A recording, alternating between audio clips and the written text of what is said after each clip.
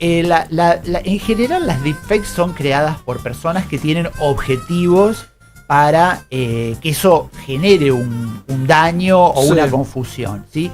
Pero por otro lado, la IA también muchas veces, cuando el gran problema que se está dando ahora es que mucha gente utiliza los motores de IA, los modelos de lenguaje, para informarse, ¿no? Entonces vos le preguntás la información a un modelo como ChatGPT o como cualquier otro. Y ahí muchas veces la IA nos ofrece un resumen de lo que le preguntamos, nos ofrece un resumen de una temática. Claro. Y no sabemos bien de dónde sale esa información. Entonces muchas veces ahí puede haber fuentes confiables y fuentes no confiables. Okay. Entonces ahí se plantea esa duda. Bueno, hablemos. ¿Con quién tenemos que hablar? Estamos en contacto con... Hoy vamos a hablar con Damián Profeta, que es un periodista, docente universitario y codirector del proyecto periodístico Newsdata. ¿Sí? Damián Profeta. Hola Damián, ¿cómo estás? Hola, ¿qué tal? ¿Cómo están? Un saludo. Hola, ¿qué estás? Acá te habla Sebastián Di Domenica y Maximiliano Casalini. Hola Damián, ¿cómo vas? Hola, ¿qué tal?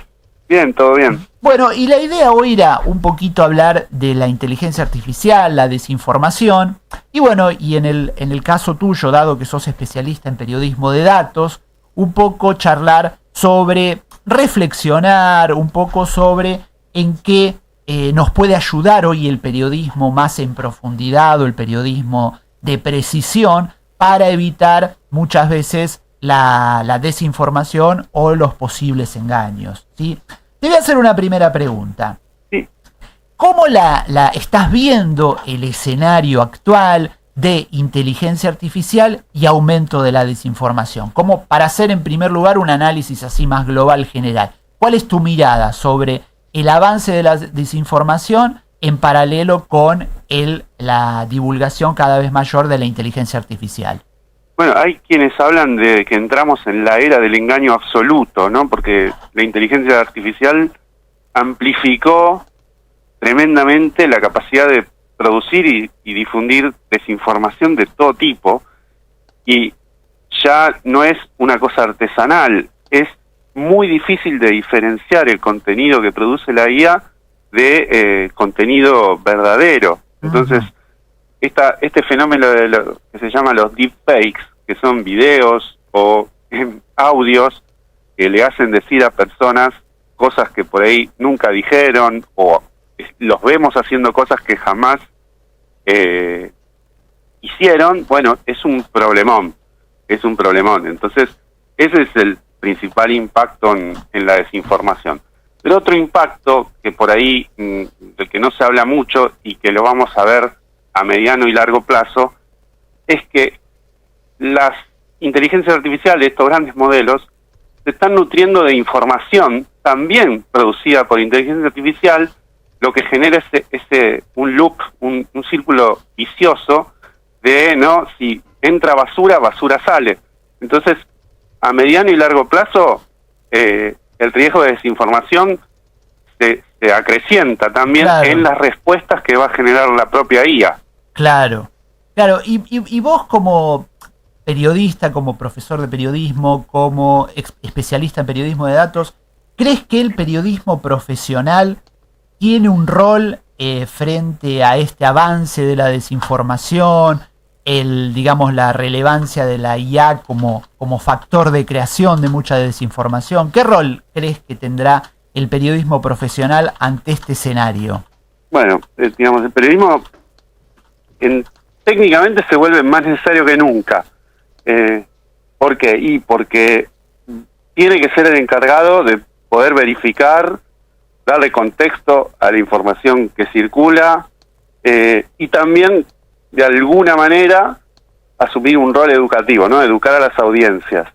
El problema es si logramos esa conexión necesaria con las audiencias, porque en el momento actual que vemos que hay un distanciamiento de las audiencias con respecto al periodismo, que crece la desconfianza de las audiencias con respecto al periodismo, no sabemos cómo el periodismo va a lidiar con esos dos desafíos. Por un lado, el desafío de poder publicar información verificada, dar información confiable, pero al mismo tiempo conectar de verdad con las audiencias para que no queden, digamos, a la merced de la desinformación que circula en otros ámbitos, como por ejemplo las redes sociales. Claro. Es decir, se plantea un doble desafío. Por un lado, digamos, seguir seduciendo a la audiencia para que siga leyendo periodismo, y por otro lado, convertirse en una especie de garante de confirmar versiones que puedan circular y que sean, digamos, más de desinformación. Yo creo que las personas que quieran informarse con información verídica necesitan abrazar a su medio o periodista de confianza. Tienen que definirlo, tienen que encontrarlo. Pero es muy difícil porque la verdad que tenemos una ciudadanía que cada vez está más alejada de los medios y más desconfiada. Claro, y se da ese fenómeno de la tiktokización de la información, ¿no? Que es cuando la gente consume videos cortitos, descontextualizados, ¿no? Y con una mirada un tanto sesgada o limitada de un hecho, ¿no? Entonces miran muchísimo tiempo estos videos breves y no se acercan a una nota extensa o una buena entrevista que pueda darle realmente respuesta frente a una temática, ¿no? Exacto, sí. Decime, Damián, y vos que sos especialista en periodismo de datos, contanos un poquito qué es el periodismo de datos y cómo puede mejorar la utilización de estas técnicas que se acercan prácticamente, digamos, de alguna manera a la metodología científica para el periodismo, en este escenario donde vamos hacia un mundo de tanta desinformación. Bueno, es un poco lo que decías vos, ¿no? El periodismo de datos es una metodología, básicamente, que se dedica a buscar datos, que cuando hablamos de datos, hablamos de información en Excel, para simplificarlo para la audiencia, ¿no? Entonces es un periodismo que se dedica a leer y analizar información en planillas de cálculo, números, cifras, informaciones generales sobre el devenir de la sociedad, y trata de extraer noticias a partir de esas grandes cantidades de datos para presentarlas a la sociedad de una manera interesante y amena también. Entonces va de la complejidad de los grandes datos estructurados y termina en una nota que cuenta muchas veces lo que el periodismo tradicional no podría contar nunca. ¿Por qué? Porque muchas veces el periodismo tradicional se basa en declaraciones. Y justamente lo que hace el periodismo de datos es encontrar información que no va a encontrar en declaraciones o que va a ir a contramano de declaraciones interesadas. Es un poco ir a buscar la evidencia de lo que pasa en las cosas. Por supuesto que no tiene la pretensión de alcanzar la verdad absoluta, pero sí de por lo menos trabajar con una evidencia comprobable al modo de el método científico de alguna manera, y que cualquier persona con las mismas habilidades y conocimientos pueda arribar a las mismas conclusiones que hace un medio a través del periodismo de datos, por ejemplo. Claro, y digamos, es en este escenario donde la desinformación avanza, que haya un periodismo que se ocupa de verificar datos y de buscar datos reales y amplios sobre una determinada problemática, también es muy valioso, ¿no? Se plantea como un factor valioso ante el avance de la IA y la desinformación creada con IA. Totalmente. Es un paso más hacia brindar información confiable. Claro, buenísimo. Bueno, Damián, acá Maxi... Sí, yo te quería preguntar, Damián, una de las funciones más fundamentales del periodismo es ser como un observador de la verdad y un divulgador de la verdad. ¿Cómo va a ser la evolución?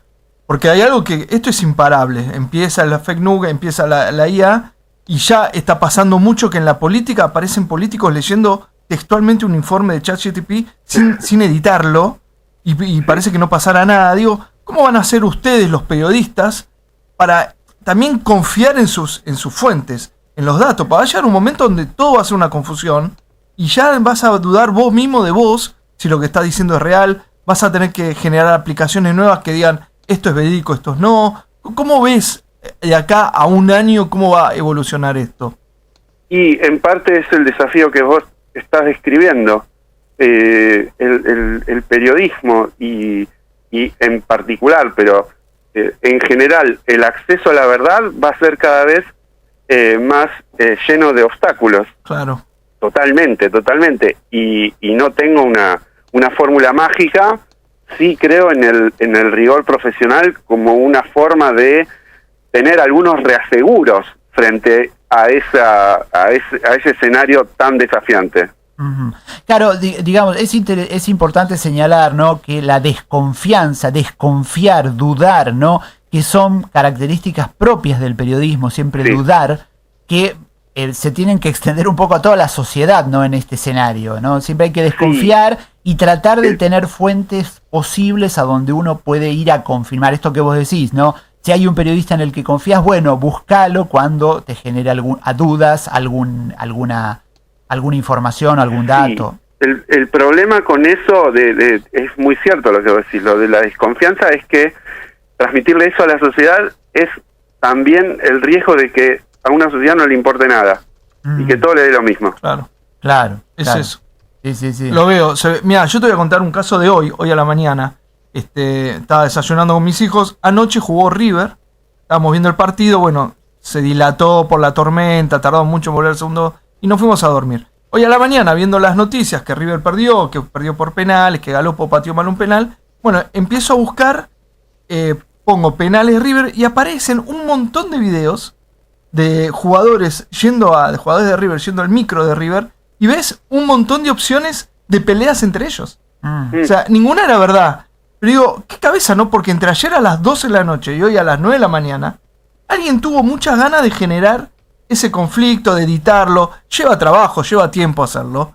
Y digo, ¿cómo hoy hay más interés en eso? Y me costó mucho, porque había mucho, necesitaba la noticia, necesitaba informarme. Digo, ¿cómo distraen para nada en algún punto? ¿Cómo está más? Lo mismo que cuando se nombra a los haters y se hace de los haters una entidad grupal. Digo, ¿la sociedad está más por ese lado que por la verdad? Y la verdad que lo emocional juega un gran lugar en esto de la desinformación. En general, las campañas de desinformación o las meras desinformaciones con fines, si se quiere, humorísticos o para sembrar dudas, apelan a las emociones. ¿Por qué? Porque con la emoción ganan la viralización de ese contenido, ¿no? Lo vas a compartir, lo vas a comentar, se va a generar esa bola de nieve algorítmica que va a hacer que el contenido se reproduzca. Claro. Bueno, Damián, interesante. Para terminar, mañana hay elecciones, estamos de cara a una nueva cita electoral en nuestro país. Tal vez hay gente que nos está escuchando, no sabemos, pero pueden recibir desinformación por WhatsApp o encontrarse con un video falso en redes sociales, que tal vez son pequeños videos que empiezan a circular que uno ni se entera. Bueno, lo que comentaba recién Maxi sobre estos videitos de River, que a veces es una persona que los hizo y los puso a circular, uno a veces ni se entera, pero cualquier persona está expuesta a recibir desinformación, ¿no? ¿Qué recomendaciones vos les darías para una persona que quiere confirmar, que duda o que recibe algo que lo puede llegar a influir su voto? ¿Qué recomendaciones le darías a una persona común que tal vez nos está escuchando y que no sabe cómo actuar frente a esa situación? Y hay varias maneras, pero siempre se dice que, bueno, ante la duda de un contenido demasiado tentador, ¿no?, que confirma aquello que sentimos más profundamente, ante la duda no compartirlo en grupos, porque terminamos siendo, digamos, vehículos necesarios de la desinformación.